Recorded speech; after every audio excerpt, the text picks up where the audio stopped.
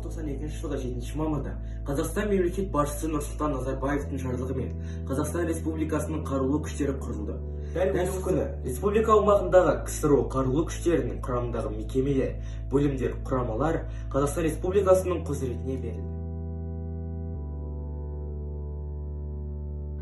Адамдар дос, досы көп, дос атпасын, оқ сындырып, егінің масақ басын. Сәбилерді бесіктен қырау шалып, кемпір шалдың көзінен жас ақпасын.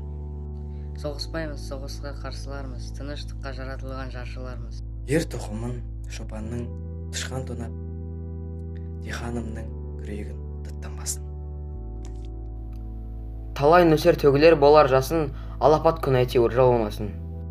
Мына нұрлы өмірге тірек болған адамзаттың ұрпағы жоғалмасын. Қалайық, баршаңызды келе жатқан 7 мамыр отан қорғаушылар мерекесімен құттықтаймыз. Бүгінгі мамыражай тыныш өміріміз аталарымыздың қалыптастырған берік бірліктің арқасы. Ер жігітті құл болмай, ару қызды күң болмай, халқымызды бірлікте ұстаған аталарымыздың арқасы.